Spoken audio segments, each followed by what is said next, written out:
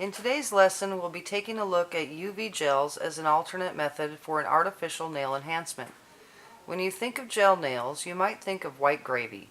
It's made from milk, which is a liquid, and flour, which is a solid. When the two are combined and heat is added, you get a nice, thick, sticky substance called gravy.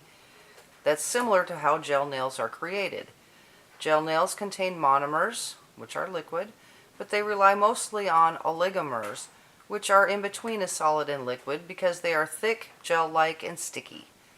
Much like gravy requires heat to thicken, gel nails require UV light to cure or harden. UV, or ultraviolet light, comes from a special lamp designed to emit the proper type of UV light.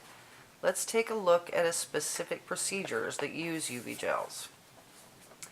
Okay, UV gels are a type of nail enhancement product that hardens when exposed to a UV gel light, an increasingly popular method for nail enhancement services. Characteristics of UV gels.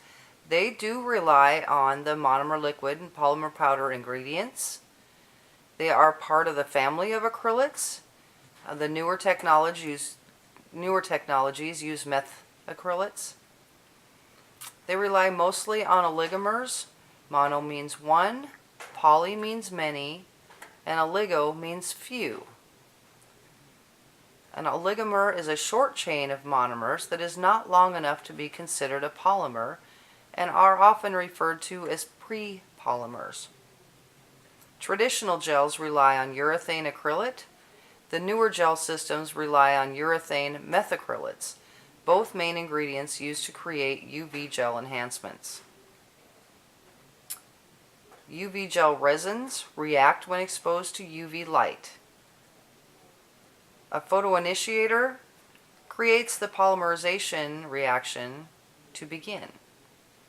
Curing is a combination of resin, photoinitiator, and the proper curing lamp. They're very easy to apply, they're easy to file, very little filing if you apply them properly, and they're very easy to maintain. They're not as hard as a monomer polymer nail. They do require a UV lamp in order to cure, to harden. The gels are fairly thin viscosity. The measurement of the thickness or thinness of a liquid is viscosity and how the fluid will flow out onto the nail. Categories of UV gels. I'm not sure why they said categories here, but there is clear resin for the one color method, if you're going to put polish over it, obviously. Pink and white resin for two color. There's all kinds of colors anymore, so it just depends on the product that you're using, the company that you decide to work with. But types of UV gels, there's a lot of different types here.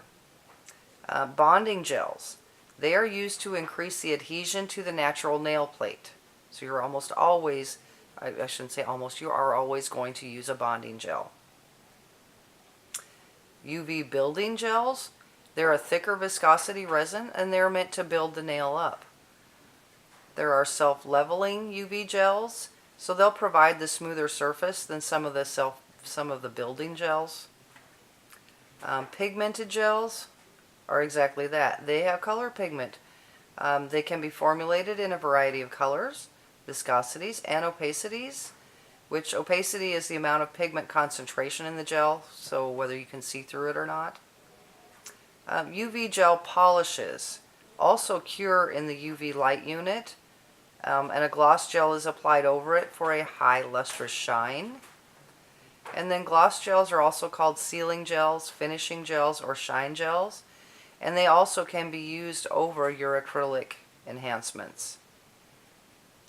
Traditional UV gloss gel has that sticky inhibition layer that you take off with either the company's product for that, or alcohol, or acetone. Tack-free will cure to a high shine without the inhibition layer. The supplies that you need in addition to your manicure table supplies, you obviously are going to need the gel light unit. You're going to need synthetic brushes. Best to have small, flat or oval type bristles, you're going to need a gel primer or a bonding gel, and they are designed to improve adhesion.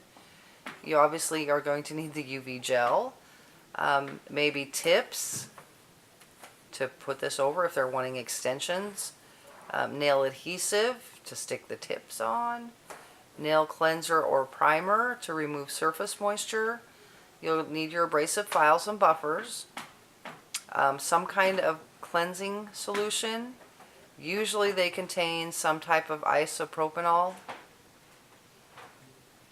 and lint-free cleansing wipes. Lint-free is huge. You definitely want to be lint-free rather than just using cotton balls. I mean, it can be done, but you have to be very careful. When to use UV gels? Most of you have heard me say what hair can be colored?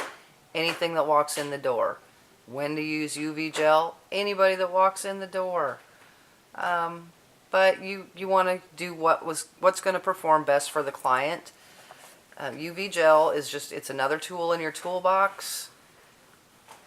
You know, you will have those people that are allergic to other products that maybe can use the gels.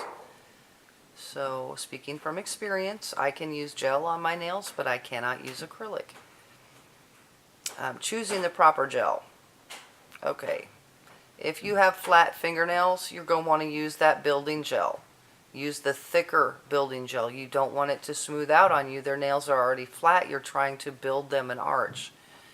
If they do have arched or very curved fingernails, go ahead and use the self-leveling gels. They're just going to spread out right for you. It's almost like just putting polish on. And then if the client comes back with a lot of broken nails, or things like they're coming back really soon with having issues, maybe try a gel with a fiberglass in it. It might be a little bit better for more strength, or then maybe you'll want to work them into some acrylic, maybe a little stronger. UV light units and lamps.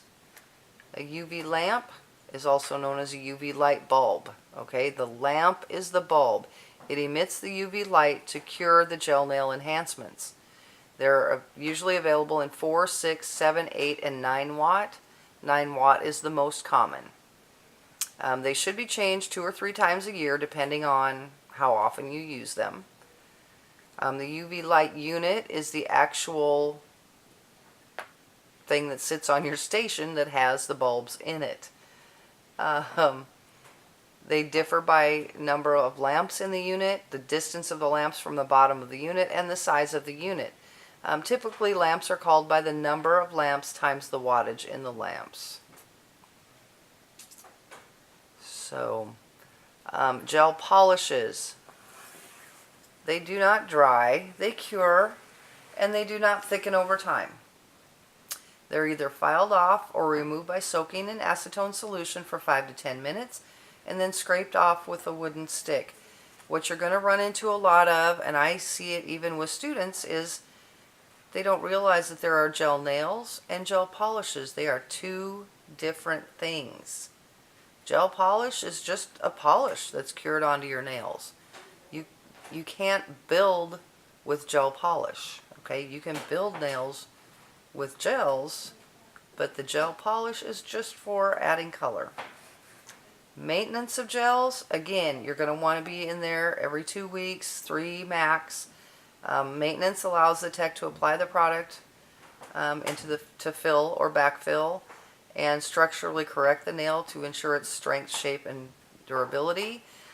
When it comes to gel nails, they call this rebalancing. And removal. Traditional UV gels, sometimes called hard gels, cannot be removed with acetone. They have to be filed off, period. Acetone's not going to do a darn thing for you. And then the soft UV gels can be removed fairly easily with acetone. You're going to want to soak or wrap those fingers with acetone, and then you can use your orange wood stick to gently slide it off. Don't be scraping and digging at it. Sometimes what I will do is I will roughen up that surface. I'll file it just a little bit, and then I'll put the acetone on there and get them off, because I got that top layer of the clear gel off is what I file off, and then I use the acetone, and they usually will slide right off for me. So that is your UV gel chapter. Thank you.